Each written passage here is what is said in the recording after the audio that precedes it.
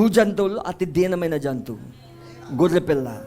ఎందుకు దేవుడు గొర్రెపిల్లని ఎందుకు కొన్నాడు? ఆయన అతి దీనమగు జంతువు. గొర్రెపిల్ల పైకే పావురం వస్తుంది. ఓకే, గొర్రెపిల్ల పైకే పావురం వస్తుంది.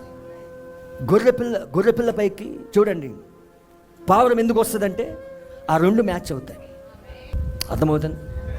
ఆ రెండు దీనమగు పక్షి, దీనమగు జంతువు.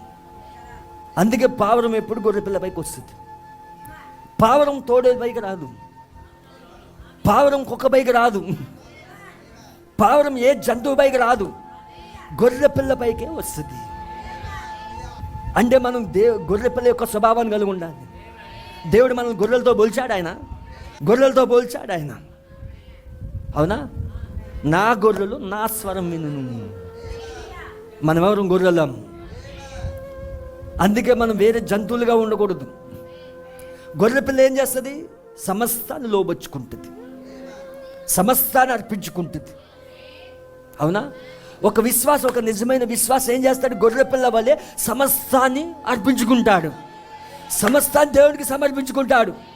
అందుకే సంఘంలోనూ మేక వలె ఉండొద్దు, గొర్రెపిల్ల వలె ఉండాలి. ఇప్పుడు సమస్తాన్ని అర్పించుకోవాలి, ఇప్పుడు దేవుడికి సమర్పించుకోవాలి. ఆ సమర్పించబడిన జీవితంలోనే దేవుడు దిగొస్తాడు.